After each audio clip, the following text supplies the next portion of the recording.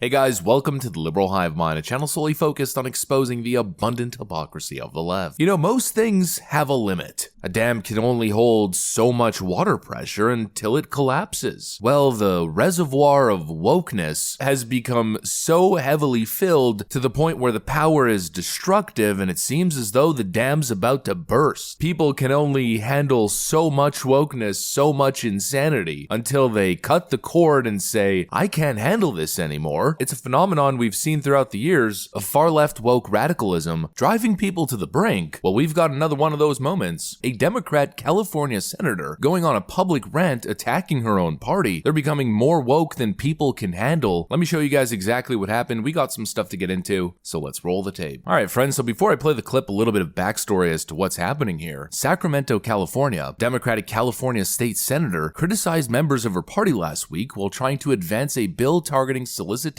of minors. State Senator Susan Talamantes Eggman, Democrat from Stockton, urged other Democratic senators to support a bill increasing penalties for soliciting minors. The bill, SB 1414, would make soliciting a child less than 16 years old punishable by a jail term of up to 3 years. Anyone convicted of solicitation a second time would have to register as an SO if they were more than 10 years old than the minor. Currently, anyone convicted of soliciting a child in California faces up to a year in prison and a fine of up to $10,000. So essentially, Republicans are trying to pass a bill which would harshen the legal penalties of being involved in the, let's call it, child human trafficking trade. And of course, Democrats, being the party of the criminal that they are today, well, they're unwilling to support the bill. And Mrs. Talamantes Eggman, well, she seemed rather fed up with the whole affair. Eggman.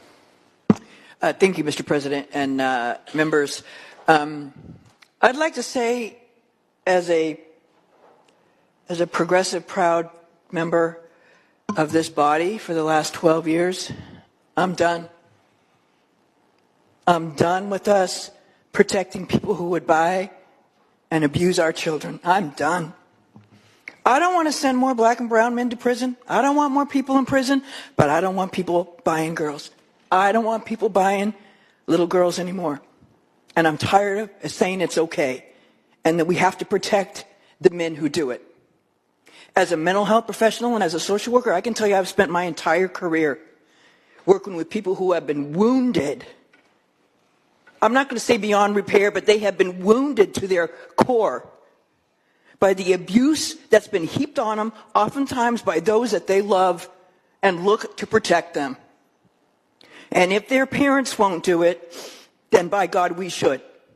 This is what I mean by all the wokeness driving people to the brink. It's too much. At some point, it becomes too much to handle, especially if you're not a sociopath. Open borders, they say, causing total human catastrophe at the southern border, pretending to be the good guys or the virtuous people who cry in front of parking lots. Oh, boo-hoo. Meanwhile, they've essentially opened the floodgates to human trafficking at the southern border, drug cartels and human smugglers making untold billions, pouring funds into their militaristic regimes across Mexico, untold American human suffering, of course referring to the substance abuse, the fentanyl crisis, this drug addiction epidemic that we're currently living through, and of course untold human suffering, noting all the children and young women getting caught up in some sort of dark world, caught in the underbelly without papers, swallowed by the streets. You know, all that darkness, they completely overlook. That's what wokeness is. That's what's driving people insane. This latte liberalism, hiding in a 300 square foot box in the big liberal city, scared to walk the streets in your own neighborhood because a hobo might pop out of the trash can and punch you in the face, dodging hypodermic needles like Neo from the Matrix, thanks to the implementation of these pseudo-intellectual, idiotic, hippie policies. Just live and let live, man. Why you trying to be such a narc? Solicitation of a minor? Whatever, bro. Criminals are people too. I don't get the warped moral compass, like how we've landed there. The secular liberalism sort of reframing of morality has turned into free-for-all, Mad Max, let everyone do whatever the frick they want because the police is racist or something. And mentally ill people on the streets and criminals will just either fix themselves, cure their mental illness, and somehow the criminals are just gonna, overnight have an epiphany, a mass epiphany, where all all the criminals are gonna have a kumbaya moment where they realize that no cops and socialism is the answer to the world's most complex and devastating problems. Boom, every criminal reformed overnight. It's absurd, it's ridiculous, and at some point, as a politician especially, you have to be advocating for the protection of people, and especially the most vulnerable of people, young people caught up in a world of human trafficking. I'd say that's probably a pretty noble cause to stand up for. My hat goes off to Mrs. Telemonte's Eggman. It's a beautiful thing to see, this is the way that I see it. I think what we're seeing here is a slow trickle effect, almost a disintegrating effect. Initially, the pressure point hits, and you have fragments leaving the body, but as the force carries through the object, as the whole glass panel shatters and disintegrates, you see the effect intensify. That's what I think we're seeing. A slow disintegration of the Democrat base. As more and more people think to themselves, you can't just not have a border. You can't just not have police and incentivize open-air drug use on the streets. You can't just do nothing about mentally ill people roaming around the city like hostile video game characters, like freaking enemy NPCs. You have to have some sort of institution to be able to institutionalize these people who clearly cannot effectively be integrated into society, at least until hopefully rehabilitated. You can't just endlessly print money that the country doesn't have. You can't just not prosecute the most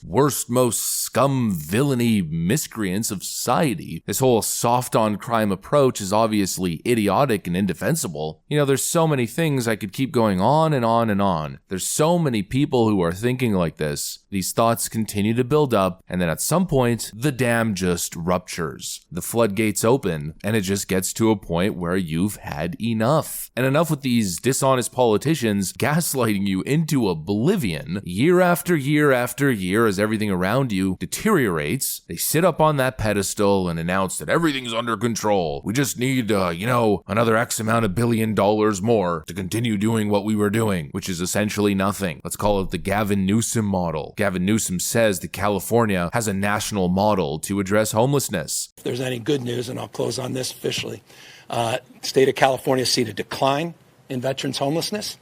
We have a national model. What Proposition 1 did is it reinforced that model, provided more resources to advance that model, and we're very excited to get those dollars to work. Yeah, a national model in failure. What was it? The 10-year plan to fix homelessness. What we call a 10-year plan to end chronic homelessness in San Francisco. What is it? Year 16, and California looks like this.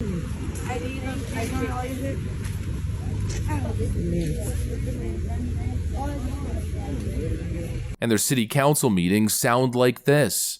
Things are worse now than ever before, and our lives are being dictated by an out-of-control and unruly homeless population. Every time I go out on my bike, I'm threatened, chased, attacked, and assaulted by homeless people. The same nightmare over and over again. At some point, the jig's gonna be up as more and more people turn their backs for good. That's it, that's what's on the mind. If you enjoyed the video, make sure to leave a like and possibly subscribe. Thanks for watching, and I'll see you on the next one.